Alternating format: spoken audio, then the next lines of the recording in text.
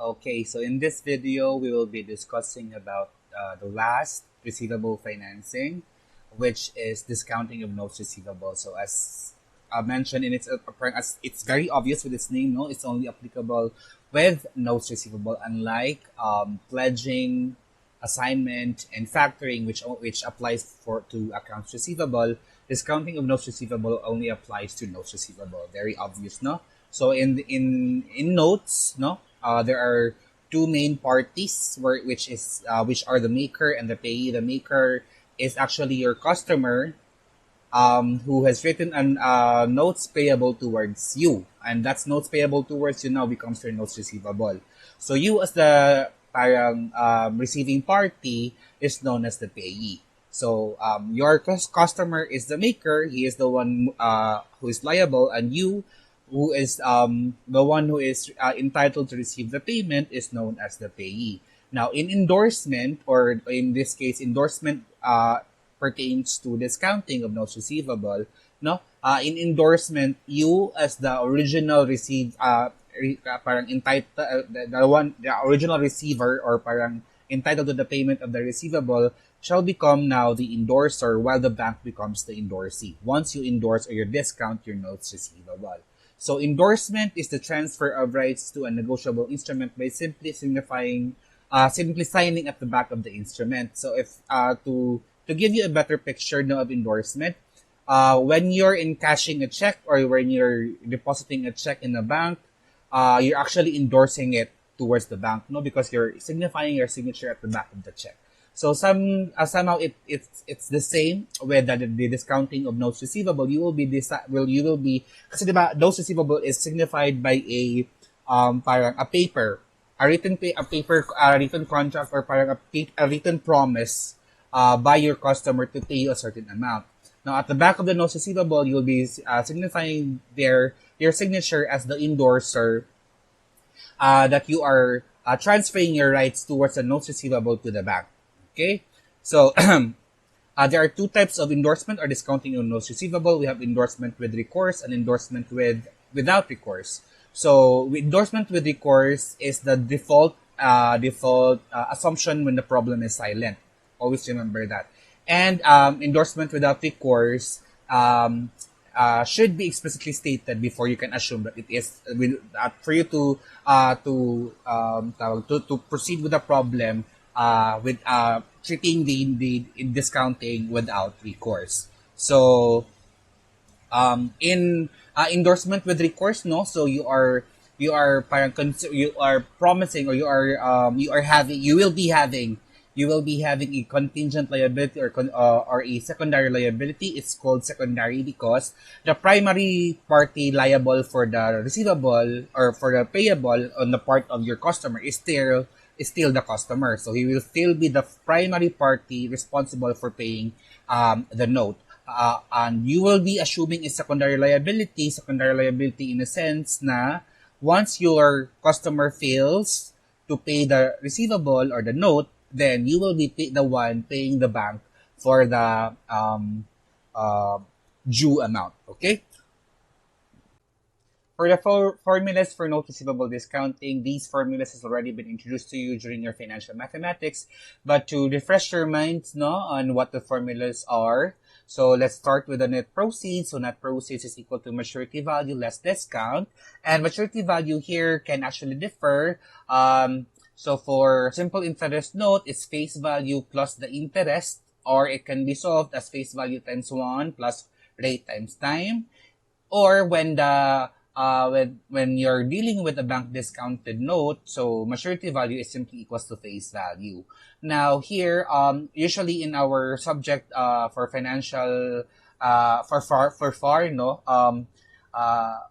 most of the notes that we will be dealing with are simple interest note, or a note wherein the maturity value is not equal to face value. Instead, maturity value is equal to face value times plus the interest.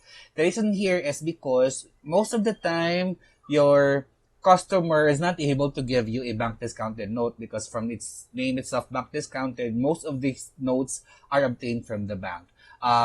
And most of the notes that you will be discounting towards the bank are notes receivable from customers. So in that sense, again, most of the notes that you will be dealing with are simple interest notes. So to compare, no, to actually eliminate some confusion in your mind when it comes to discounting and computing for the discount and computing for the interest, or computing for the term of the loan and the discount period, then you have to remember of these things.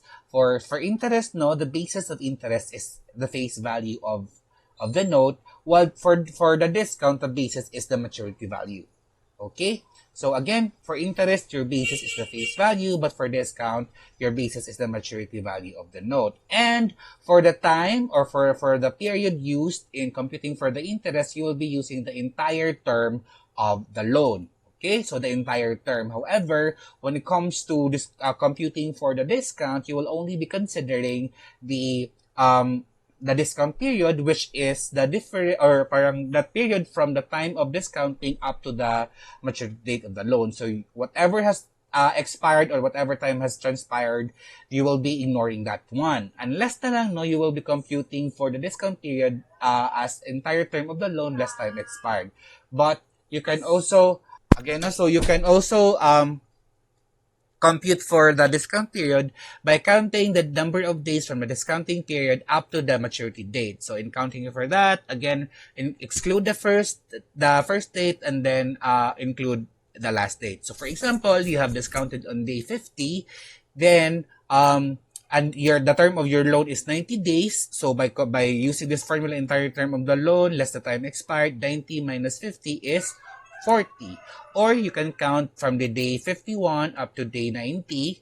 So that should also give you 40 days. So why did we count starting from day 51? Because the discounting happened on day 50, and since in counting for the period, you have to ignore the first date. So that's why we started on day 51 directly. So day 51 up to day 90 is actually 40 days. So that's your discount period. Now, for the rate used, no, the discount rate is the rate indicated parang by the bank na this is your discount rate. However, your interest rate is the rate specified on the face of the note.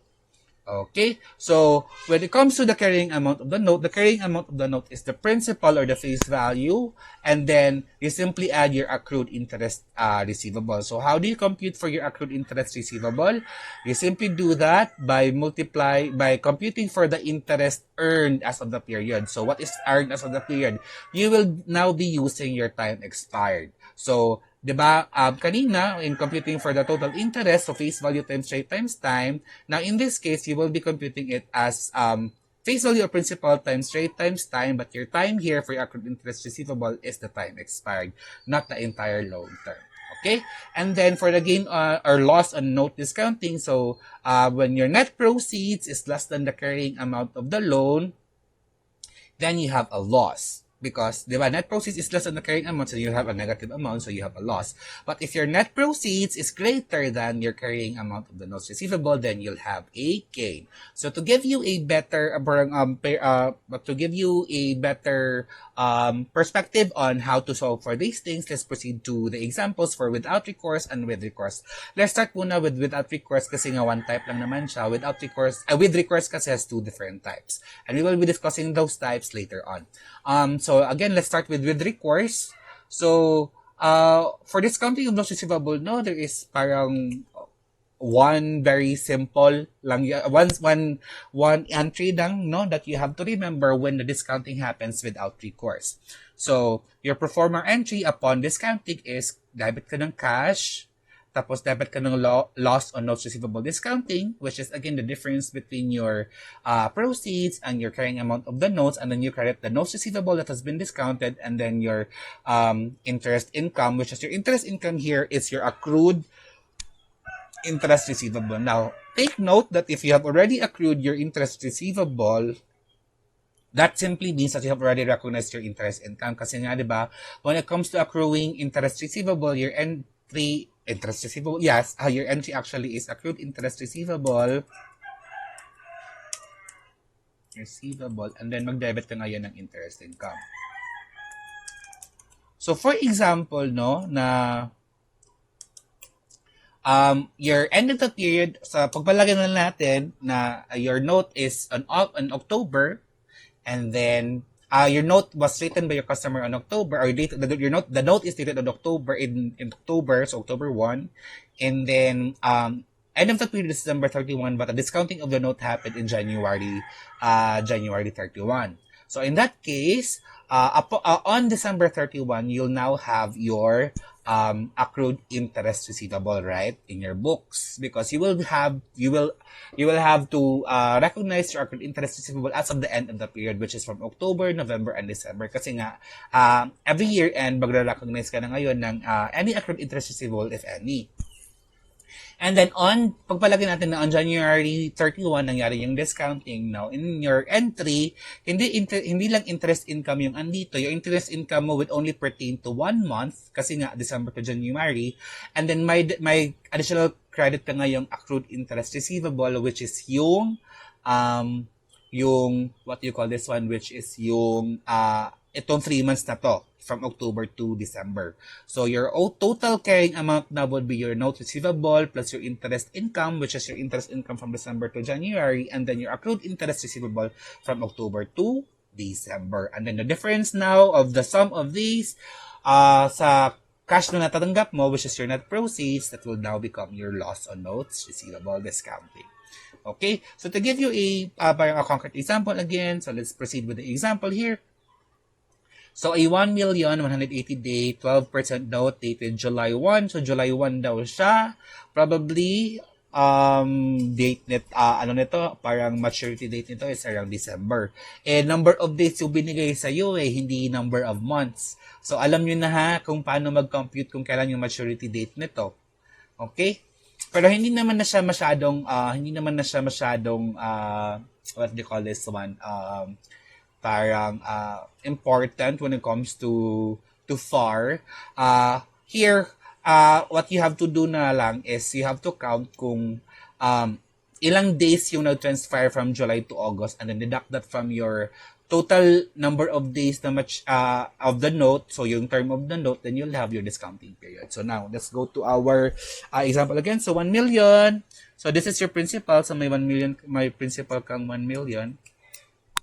180 day daw siya na 12% note dated July 1 was received siguro ito, no? Received from a customer and discounted without recourse on August 30 at 15% discount rate.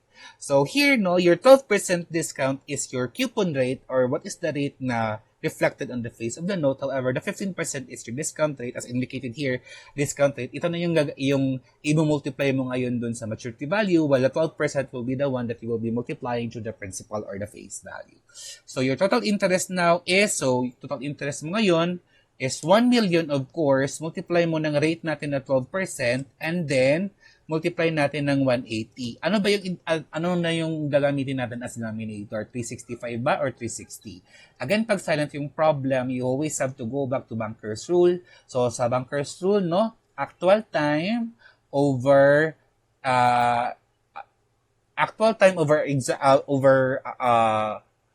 ordinary interest. Okay, so yung ordinary interest method mo is 360 days. So 180 over 360, magkano na yung interest natin? So you have 60,000. Total maturity value of your note then is 1,060,000. Okay. So ayun, and then now, since you already have your discount, asan na yung mukha ko nito?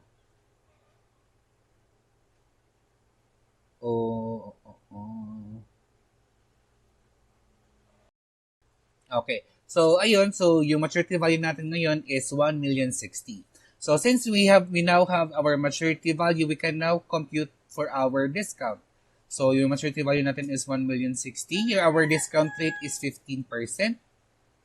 Okay, our discount period is ilang days ba to? So ilang days yung nag-transfer from July to August 31? So for July, no? So July, ilang days meron on July? You have 31 days. So July 31 minus 1, you have 30 days na nag-expire for July. And then for August naman, so since July, August na yung next, diba? So since August naman, then you'll have 30 days also for August. So the total number of days na expired, total time expired, here is, okay, so ilang days ba to? So that's 60 days. Malamang 30 plus 30, 60 days.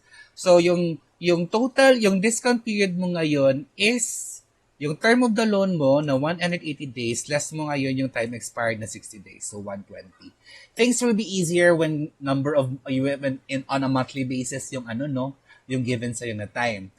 So pag sinabing 12 months, so pag yung date of the loan, January, tapos i-discount siya ng February, so 2 months yung nag-expire, so sobrang bilis lang.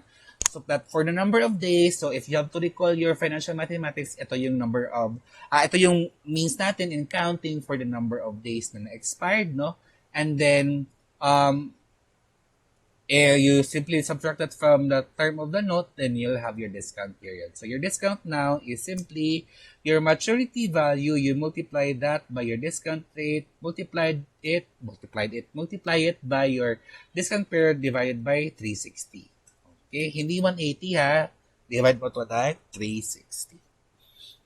Okay, so yung discount natin is at 53,000. So dito pa lang, no, you can easily determine na tawag nito. Hindi pa pala, no? Okay. Hindi pa pala naman determine. So, ayun. So, discount natin is 53,000. So, yung net proceeds natin, so, maturity value natin is 1060. And then, your discount natin is 53,000. So, net proceeds natin is, less nito, 1,007,000. So, yung total carrying amount naman of the notes receivable is, so, principal natin is 1 million. And then, again, yung accrued interest receivable natin, di ba, it will compute it based on the total time expired. So, yung number of days na expired daw is 60 days. So, madali na lang to. So, yung principal natin, multiply natin ng rate natin, yung hindi yung discount rate ha, multiply natin to gamit yung ating coupon rate na 12%, so times natin ng 0.12, multiply natin ngayon to ng doon sa time na expired over 360, then your interest is 20,000. So, HPR, okay. So, add natin ngayon to, yung principal plus yung accrued interest receivable mo. So, you'll have a carrying amount of 1,020,000. So, magkano na ngayon yung gain or loss mo? So, yung net proceeds mo ngayon is 1,007,000. Samantalang yung carrying amount mo is 1,020,000. So, sobrang clear no na may loss ka dito. So, yung loss mo ngayon would be, your loss on discounting is 13,000. So, yung journal entry natin, so copy-paste natin yung journal entry natin dito. Okay. So, journal entry natin for cash, meron tayong 1,007,000. Yung loss natin daw is 13. So, tanggalin lang natin yung negative nito na sign. And then, yung notes receivable natin is of course based on the principal nito, which is, nagkano ba yun? 1 million. And then yung interest income natin is, yung accrued interest natin na 20,000. So if you check for the equality of the side, so 1,020,000, ito naman 1,020,000. So to give you an example of doon sa ano, no? Doon sa parang madadagdagan yung credit ng accrued interest receivable. So pagpalagay na lang natin. So lagay natin ito ng case 1. Case 1 is year-end is December 31. While for this one naman, year-end natin is July 31.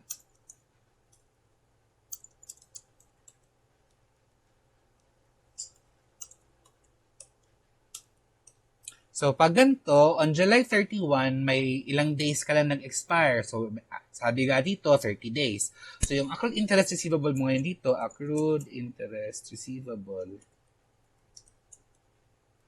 Kasi nga 'di ba kailangan mo mag-adjust on the very beginning of at the end of at the end of the period. So yung accrued interest receivable mo dito is yung 1 million mo na principal, multiply mo ngayon to ng 12% kasi 12% yung coupon rate natin. Multiply natin ng ilang days yung nag-expire from July 1 to July 31, 30 days. So 30 over 360. Meron ka ngayong accrued interest na 10,000. Okay. So, may interest income ka na ngayong 10,000.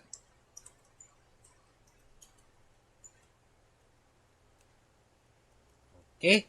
So, on August 31, 'di ba? August 31 ba 'to? On August 30 daw, diniscount yung note. So, on August 30, yung entry mo ngayon is cash. So, yung cash mo is yung proceeds pa din. Yung loss mo is similar pa din. Ganyan lang natin. Yung loss mo, similar pa din. Yung notes receivable mo, similar pa din. Pero, meron ka na ditong accrued interest receivable. Yung buong 20,000 ba? Hindi. Malamang hindi. Kasi nga, yung accrued interest receivable mo lang sa libro mo is only 10,000. And then, so saan napunta yung isang 10,000? Yun na yung interest income mo from from August 1 to August 30. Okay? So kasi nga, July 30 hanggang July 31 ka lang nag-accrue, di ba? So, 1 million, multiply mo ito ngayon ng 12% na coupon rate, tas multiply mo siya ng 30 over 360. So, 10,000. Nevertheless, same pa rin, 120, tsaka 120. So, medyo madali lang yung solving natin, tsaka yung journal entries natin once na without recourse yung once na without recourse yung discounting of the note. So, but may loss na tayong na-recognize dito kasi nga, when it comes to discounting without recourse, so may complete sale ka na nangyari. So, since complete sale na siya, then you now have to recognize gain or loss on receivable discounting. So, with recourse naman, so, pag with recourse ba, automatic na ba siyang hindi sale? Hindi din. So, may dalawang types tayo ngayon. Unang type natin is conditional sale, pangalawa naman is secured borrowing. When it comes to conditional sale, this is your default assumption nga. So, yung pag sinasabing default assumption, pag silent, di ba, pag silent yung problem, automatic na with recourse. So, with recourse ka na agad, so mamimili ka ngayon kung ano ba, conditional sale or secured borrowing. So, pag silent pa din, then yung kumbaga yung ultimate mong assumption when it comes, pag silent yung problem is that yung discounting of notes receivable is with recourse, tsaka it is a conditional sale. So, ano yung difference ng conditional sale tsaka ng secured borrowing?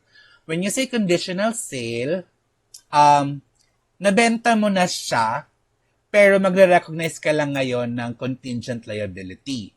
So, ano yung sinasabing contingent liability? Dito yung papapasok yung sinasabing secondary liability. Liable ka lang sa bangko pag hindi nagbayad si customer. Pero when it comes to secured borrowing, ikaw mismo yung parang liable kay bank. Ginawa mo lang na collateral si notes receivable. So, under secured borrowing, yung primary na in a way, no, yung primary na may responsibility to pay the bank, it's ikaw pa din. Okay? Pero, tawag nito, si customer will still pay the bank kasi when it comes to notes receivable discounting, this is with notification, guys, ha. Walang discounting of notes receivable na without notification. Lahat ng discounting of notes receivable is with notification. So, ayun. So, with conditional sale, kasi nga, sale pa din yung treatment natin sa kanya, magre-recognize ka lang ng, ng contingent liability o secondary liability, then may loss ka pa din na i-recognize. However, when it comes to secured borrowing, since ginawa mo lang, ang nangyari is ikaw mismo yung in-away ng utang, tapos ginawa mo lang na collateral, yung receivable mo sa customer mo, then, instead of loss on no receivable discounting, you will be recognizing interest expense. Kasi nga, walang sale na nangyayari. Anyhow, yung loss mo naman sa yung interest expense mo would be the same. Kasi yung interest expense mo ngayon dito kay secured borrowing is simply the difference between the proceeds saka yung carrying amount mo ng notes. Okay? So, ayun. So, with recourse, o kaya without recourse, given na similar yung information na binigay, no, your loss on notes receivable will be calculated the same and it will be the same amount. Okay? May additional entries lang tayo ngayon when it comes to discounting with recourse, no? By the way, before we proceed, baka makalimutan ko. As you can see here sa entry ni conditional sale, instead na yung i-credit mo dito is yung notes receivable mismo, you will be now parang crediting notes receivable discounted.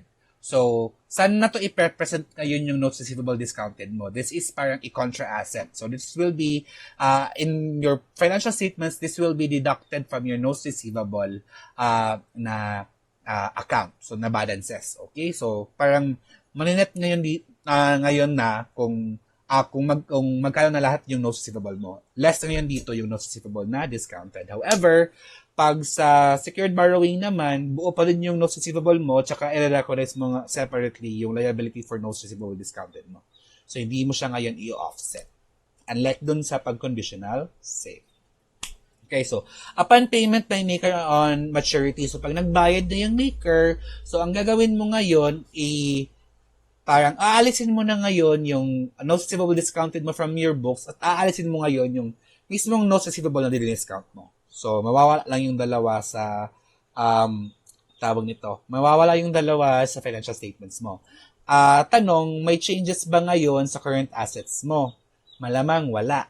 Kasi nga, di ba, yung notes receivable discounted mo, deducted naman doon sa notes receivable mo ngayon. So, since, alam mo yun, parang yung allowance lang din to na pag nag-write off ka, may magbabago ba sa balances ng net receivable mo? Malamang hindi. So, same lang din dito. Sa notes receivable na conditional sale, since yung notes receivable discounted is dideduct doon sa notes receivable mo, then upon payment by maker on maturity, walang changes ngayon doon sa current assets mo. On the other hand naman, no, sa secured borrowing, yung i-debit mo, yung aalisin mo ngayon sa libro mo is your liability for notes receivable discounted, which is considered as the current liability, and then i-deduct mo ngayon, i-recognize mo ngayon yung notes receivable mo, so which is the current assets. So may change ba sa current assets mo?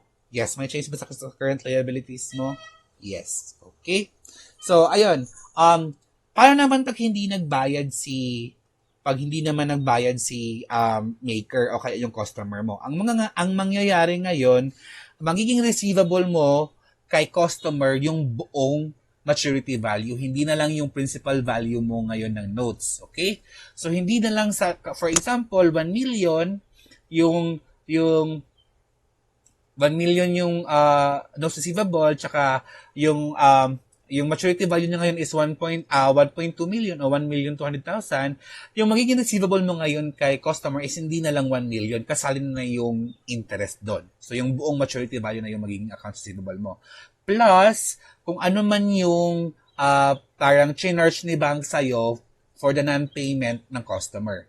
So, bakit hindi na siya notes receivable, sir? Kasi nga, 'di ba, nag-expire na yung maturity value ng notes mo, dinishonor na ng maker kasi nga hindi siya nagbayad on time, so wala nang notes receivable.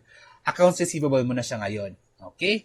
So, be it secured borrowing o conditional sale, same yung entry nito, no? Accounts receivable, debit, credit ka ng cash. Cash mo ngayon dito is ito yung bayad mo ngayon kay banko. Kasi nga, again, 'di ba, with recourse, so may secondary liability ka. So, since hindi nagbayad ngayon si customer mo doon kay banko, ikaw yung nagbayad ngayon kay banko. Okay? So, ang entry mo ngayon, aalisin mo pa din yung notes receivable discounted mo tsaka yung notes receivable. Same pa din siya dito. With payment, may nagbayad man si customer kay bangko or hindi, gagawin mo pa rin itong entry na to. Aalisin mo ngayon yung contingent liability mo tsaka yung notes receivable from your records. Pero the difference lang nito is that kung binayaran ni customer, edi wala ka ng accounts receivable from the customer. Pero pag hindi niya binayaran, yung buong binayad mo kay bangko, accounts receivable mo ngayon kay customer. So to give you a a better perspective, no, on how these things will transpire, let's go to our example. So, 1 million, 180 days. So, similar yata doon sa example natin without recourse. So, similar nga. So, again, since similar lang to, lahat ng to, similar din to. Sige na nga lang, i-compute lang din natin ulit. So, 1 million, total interest is 1 million, multiply ito ng 12% interest, multiply mo ngayon ng 180 over 360, so 60,000.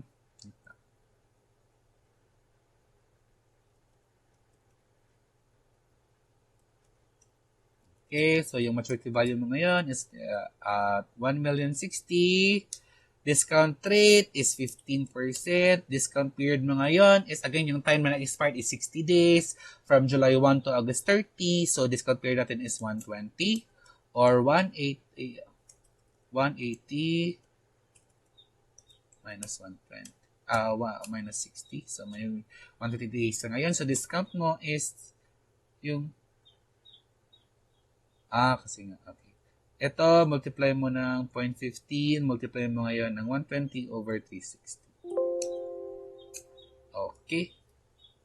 Nangyari dito. 0.15. Okay. 360. So, discount mo, 53,000. So, maturity value natin, we have 1060. Discount natin is 53. So, net proceeds natin is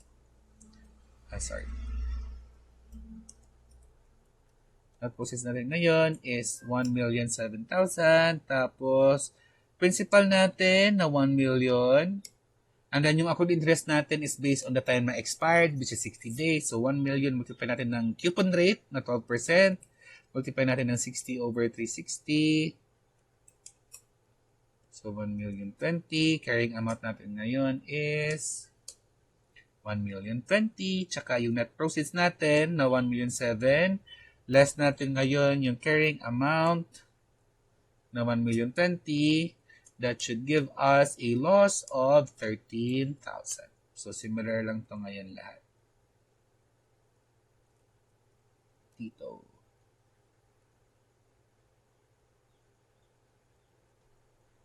Okay, pero hindi na siya loss ang tawag dito. Tawag natin ngayon dito is yung interest on notes receivable discounting. So, yung entries natin is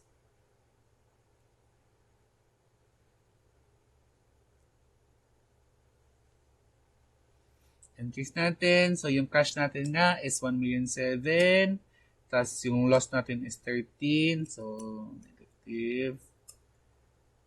Yung notes receivable discounted natin is yung principal na 1 million, tsaka yung upon payment, also, interest income natin is 20,000. So, similar lang yung amounts natin dito. So, yeah, similar lang yung amount. So, Alt HVV na lang. Alt HVV ko na lang.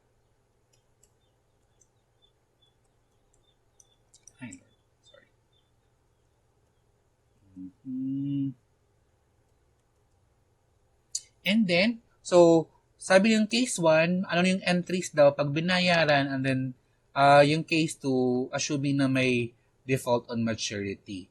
And then, add ko na lang na, default on maturity date, and default, and bank charges amounted to 5,000. Okay. So, paano pag binayaran na ni customer yung binayaran ni customer si bangko? So, simply, aalisin mo lang itong notes receivable discounted mo. And then, debit credit ka ng note receivable na 1 million. So, 1 million dito. Same lang din dito. Ang kaibahan niya lang is that yung account title mo is hindi notes receivable discounted but liability for notes receivable discounted. Okay. And then, paano naman pag hindi niya binayaran? So, again, gawin mo pa rin itong entry na to. Kasi nga, di ba, whether or not binayaran ng customer o hindi, gagawin mo pa rin itong entry na to eh. The only difference here is that meron ka ng accounts receivable na marirecognize. So, magkano yung accounts receivable mo na i-recognize ngayon? So, magkano ba kasi yung binayaran mo kay ano? Magkano ba kasi yung binayaran mo kay bangko? So, malamang yung binayaran mo kay bangko is yung maturity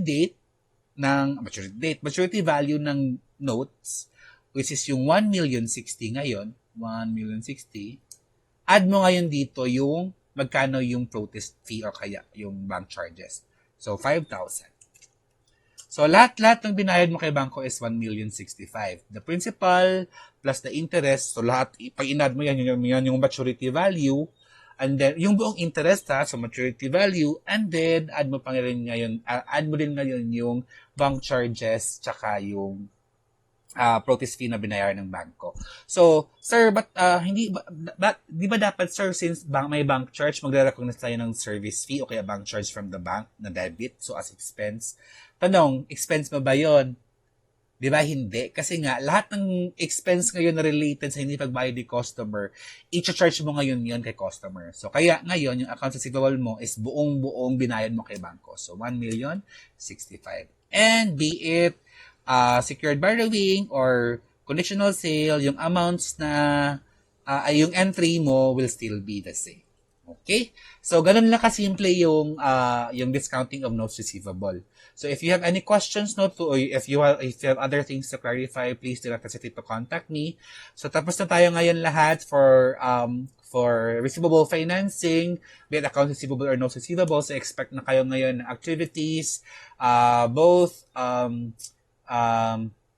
unit drill and DIY drill on the two topics. Okay?